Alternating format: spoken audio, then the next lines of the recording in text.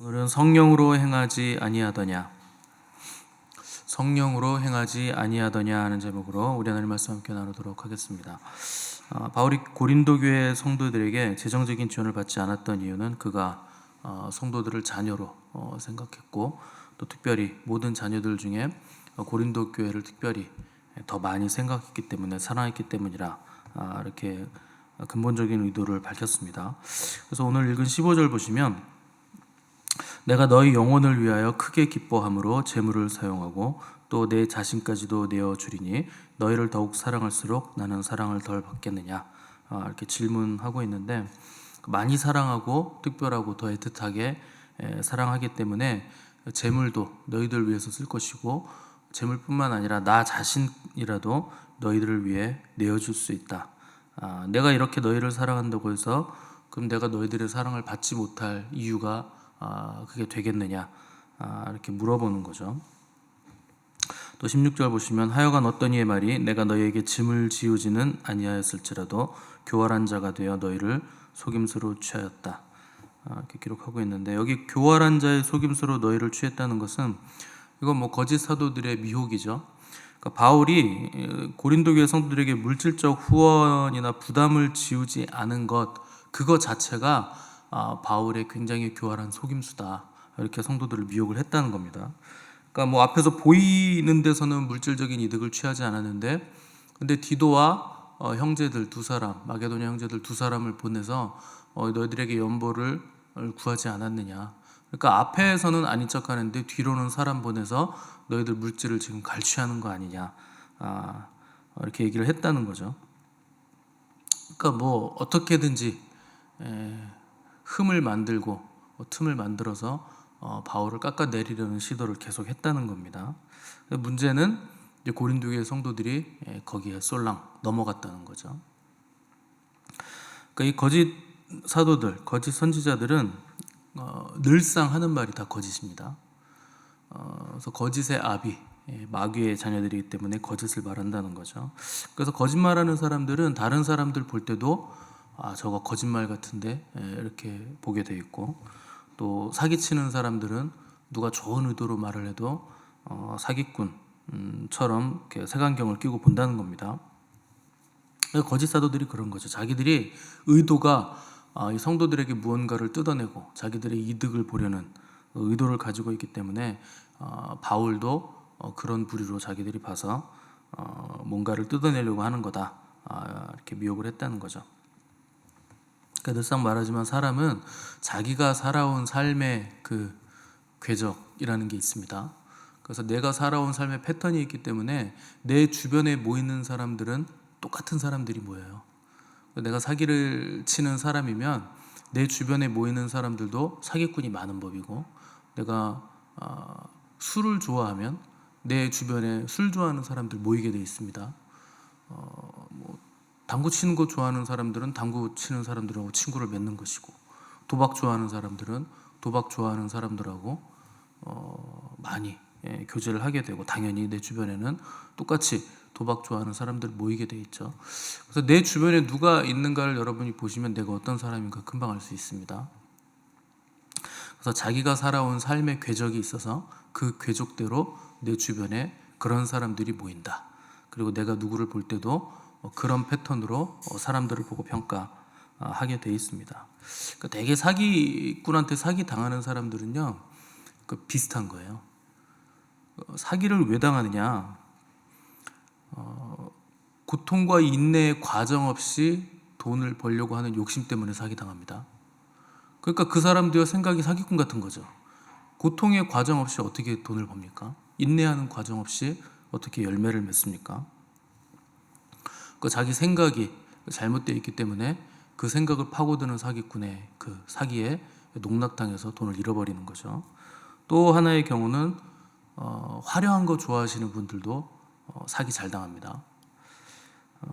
원래 진정성이라는 거는 화려함에 있지 않거든요. 진실한 것도 화려함에 있지 않고, 그 자체로 진솔하고 진정성이 있는데 뭐 굳이 꾸미고 아름답게 시장할 이유가 없는 거죠. 근데 화려한 거 좋아하는 사람은 진정성 있는 거, 뭐 담백한 거 이런 거 별로 안 좋아합니다. 화려한 거, 그냥 말 그대로 화려하게 다가오면 그런 거 좋아해서 홀딱 넘어가는 거죠. 그래서 이미지로 다가오는 거에 속아 넘어가고 화려하게 다가오는 것에 금방 넘어가 버리죠. 그래서 그 누구를 내가 처음 만났는데 한 15분, 20분 안에 그 사람이 좀 힘 있는 사람이나 유명한 사람 누구와 친한지를 내가 알게 되잖아요. 그 사람 100% 사기꾼이에요. 자기가 누구랑 친하고 누구를 내가 알고 그 유명한 사람 누구하고 내가 뭐 무슨 관계고 이런 거를 한 15분, 20분 만에 다 얘기하는 사람들이 있어요. 처음 만났는데 그 다 사기꾼입니다. 그런 거에 넘어가시면 안 돼요. 처음 만났는데 30분 안에 자기 관계들을 막 얘기한다. 의도가 있는 겁니다. 그런 거에 홀딱 넘어가시면 안 돼요. 그 화려한 그 인맥 그런 거에 넘어가시면 안 되는 겁니다. 그래서 쉽게 나에게 들어오는 건 다 사기예요. 그리고 세상에 싸고 좋은 물건 없습니다. 싸면 싼 만큼 그만큼만 값어치를 해요. 뭐 싼 게 비지떡이라고 하잖아요. 싸면 싼 이유가 있는 것이고 좋으면 그만큼 좋기 때문에 그만큼의 대가를 지불해야 되는 거죠. 근데 사기꾼들은 좋은데 싸다. 그리고 투자하면 보통 5%에서 15% 정도가 적정 마진입니다. 뭐든지. 그거보다 더 많은 마진이 생기려면 굉장한 인내와 고통의 시간들을 보내야 돼요. 근데 그것 없이 마진이 15%를 넘어가고 뭐 60%, 50%를 보장해 드립니다. 최소 50%를 모십니다. 이렇게 해서 투자를 받으면 다 잃는 거예요. 다 망하는 겁니다. 인내의 시간 없이는 절대 열매가 맺혀지지 않아요. 그래서 이미지로 접근하시는 분들 조심하라고 제가 굉장히 많이 말씀드렸습니다. 이미지는 얼마든지 꾸밀 수 있어요. 그래서 이미지에 넘어가시면 절대 안 된다. 근데 고린도 교회에 들어온 거짓 사도, 거짓 선지자들은 이미지로 접근하는 거예요. 말은 뭐 누구나 아름답게 못하고 거룩한 말을 못합니까? 그러니까 여러분들이 저를 볼 때도 거룩한 말 많이 한다고 정말 거룩하다고 착각하시면 안 돼요. 똑같습니다. 저나 여러분들이랑 똑같아요. 하나님 보시기에 다 똑같아요. 뭐 위치만 다르고 기능만 다른 거지. 저야 직분이 목사니까 여러분들에게 하나님 말씀 전하고 가르치고 제가 전하는 말씀이 그러하니 삶을 그렇게 살아내려고 몸부림친다 뿐이지 똑같아요. 밥 먹으면 똥 싸러 가요. 뭐 안 갑니까 화장실? 다 똑같죠. 더 거룩하고 뭐 덜 거룩하고 목사니까 뭐 덜 위험하고 그런 게 어디 있습니까? 더 시험이 많고 더 마귀의 표적이고 더 넘어질 일이 많죠. 그러니까 자꾸 이 앞에 서 있는 이미지로 그 목사를 생각하시면 안 됩니다. 저거 말은 저렇게 하지만 분명히 뒤로는 넘어질 거야. 그냥 이렇게 생각하면 맞아요. 어떻게든 거짓 사도들은 그 이미지로 접근해서 자기들이 대단한 사람인 것처럼 그 얘기를 하는 거죠. 그리고 바울은 어떻게든 흠집을 내서 공격을 내가지고 자기들의 입지를 다지려고 했다는 겁니다. 근데 바울은 거기에 대해서 항변하는 거죠. 17절 보시면 내가 너희에게 보낸 자 중에 누구로 너희의 이득을 취하더냐. 그러니까 그의 삶을 보라는 겁니다. 말씀한 대로 살고 있는지 정말 자기의 사사로운 이득을 위해서 성도들을 정말 이용하고 있는지 그들의 말처럼 바울이 보낸 사람이나 바울이 정말 그렇게 살았는지 그거 뭐 보면 모릅니까? 의도가 뭔지 한 1년만 지나도 아는데 3년 이상 지나면 전부 다 바닥이 드러나게 돼 있거든요. 안다는 거죠. 그래서 18절 보시면 내가 디도를 권하고 함께한 형제를 보내었으니 디도가 너희의 이득을 취하더냐 우리가 동일한 성령으로 행하지 아니하더냐 동일한 보조로 하지 아니하더냐.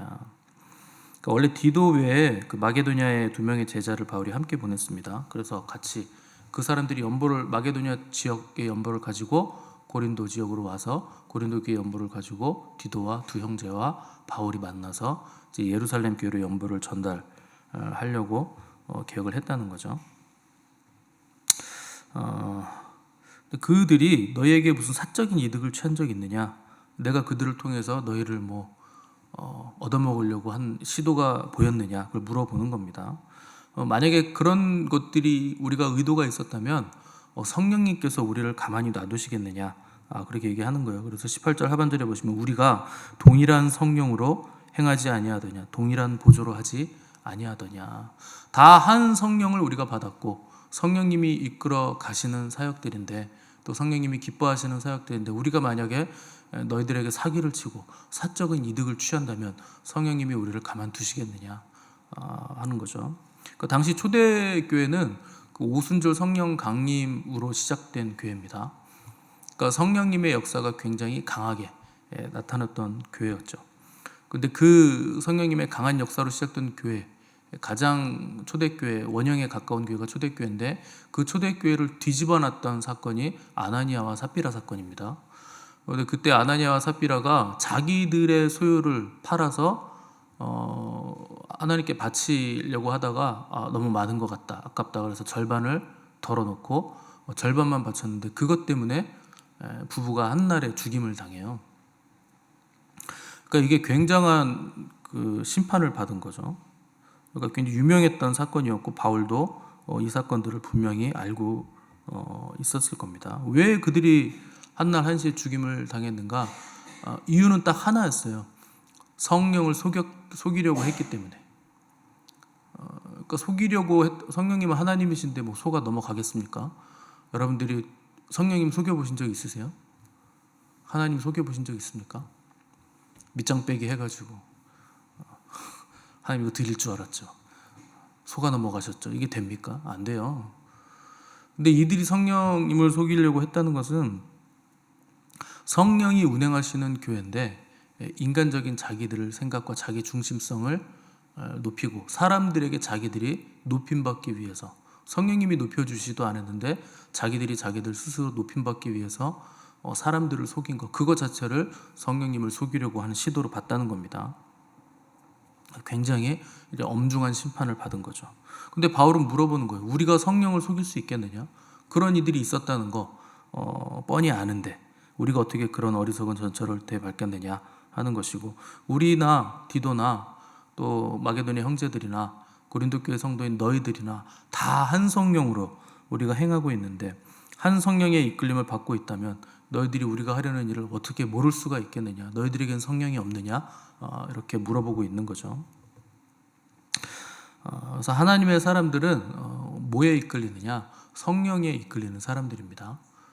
여러분들이 뭔가를 분별할 때도 성령님으로 인해서 성령으로 분별해야 되는 것이고, 성령의 이끌림을 받아야 되는 사람들이죠. 그러니까 성령님은 성경에서 말하기를 예수의 영이라고 표현을 합니다. 그러니까 예수 그리스도의 영이라고도 하고, 또 주님이 받으신 영이시기도 하고, 또 주님이 보내시는 영이기도 한 거죠. 그럼 주의 성령이 왜 임하느냐? 가난한 자에게 복음을 전하게 하시려고, 또 눌린 자에게 자유를 주시고, 포로된 자에게 자유를 주시고, 눈먼 자 보게 하시고, 그렇게 하라고 성령을 주셨다는 거죠. 우리가 받은 성령은 그러기 위해서 우리에게 주셨다는 겁니다. 그래서 예수님의 영을 받으면 우리는 주님과 한 영이 되는 거예요. 그래서 똑같은 영의 이끌림을 받기 때문에 얼마든지 우리가 분별을 할 수 있게 된다는 거죠. 근데 주님을 우리가 만난다고 한들 주님의 영을 받지 않고 주님과 영이 다르면 아무 소용이 없다는 겁니다. 그러니까 고린도 교회는 성령의 역사가 굉장히 많이 나타나는 교회였는데도 불구하고 아직 얼마 되지 않은 교회이기 때문에 아직 의식 교정이 안 된 겁니다. 그래서 우리가 훈련을 받는다는 건 뭐냐면, 예수의 영을 받아서 예수의 영으로, 주님의 의식으로 우리가 바뀌어져 가는 과정이 있다는 뜻이에요. 그게 훈련 과정입니다. 그래서 아모스서 보면 두 사람이 의합지 않고서야 어찌 동행하겠으며 이런 구절이 있죠. 의합한다, 뜻이 같다 하는 거죠.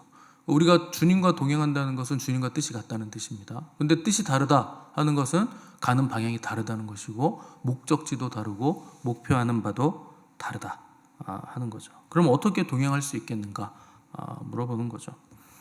그래서 우리가 신앙생활을 하고 또 내 뜻대로 세상을 살다 보면 성령님과 부딪힙니다. 성령님은 우리가 깨어 기도하기를 원하는데 내 육신은 자꾸 쉬기를 원해요. 그럼 언제 기도합니까? 육신은 평생 쉬기를 원하는데 언제 깨어 기도하나요? 내 자신을 쳐서 복종시켜야죠. 하나님의 뜻, 성령님의 뜻하고 내 뜻이 부딪힐 때 하나는 포기해야 됩니다. 둘 중에 하나 잘못된 거예요. 하나님이 잘못됐든지 내가 잘못됐든지. 한번 견뎌보세요. 뭐가 잘못됐나. 그럼 잘못된 거 하나는 포기를 하셔야 돼요. 교회도 마찬가지죠. 교회는 한 성령의 이끌림을 받는 공동체죠. 그래서 함께 연결되어져서 한 성전으로 우리가 지어져 간다. 그런 공동체가 교회 공동체라 하는 거죠. 이 과정 중에 늘상 부딪힙니다. 한 교회 공동체 안에서 한 성전으로 지어져 가는데 하나가 되지 못한다는 거죠. 당연하죠. 과정 중에 있기 때문에, 의식의 교정이 되어가는 과정에 있기 때문에 그 과정 중에서 늘상 부딪히죠. 그래서 과정 중에 우리에게 요구하시는 덕목들이 있어요. 헌신, 인내, 사랑, 긍휼, 오래 참음, 기다림, 듣기만 해도 무시무시한 이런 단어들을 우리에게 요구하신다는 거죠. 그럼 그 어려운 과정들, 어려운 덕목들을 왜 요구하시고 우리는 왜 이런 과정들을 거쳐 가야 되는가? 그렇게 해야 그리스도의 장성한 분량으로 자라갈 수 있어서 그래요. 하나님이 요구하시는 건 우리의 성숙함이고 그리스도의 장성한 분량으로 자라나가는 것이라 하는 걸 우리가 배워야 된다는 거죠. 요새 교회 안 나가는 성도들 가나안 성도라고 부르잖아요. 안 나가를 뒤집으면 가나안이니까 가나안 성도들이라고 부르는데, 교회에 나가면 꼴 보기 싫은 사람들이 너무나 많고 나를 신경 쓰고 거슬리게 하는 사람들이 많으니까 집에서 온라인으로 예배 드리면서 혼자 신앙생활을 하겠다는 거예요. 그건 신앙생활이 아닙니다. 그거는 믿음도 아니고 예배도 아니에요. 그렇게 해가지고는 아무것도 이룰 수 없어요. 당연히 집에 혼자 있으면 꼴보기 싫은 사람 안 볼 수 있고 마음 아플 일도 없고 얼마나 편할까 이런 생각을 하실 수 있겠지만, 하나님이 우리에게 요구하시는 성숙함, 그건 어떻게 이루어갑니까?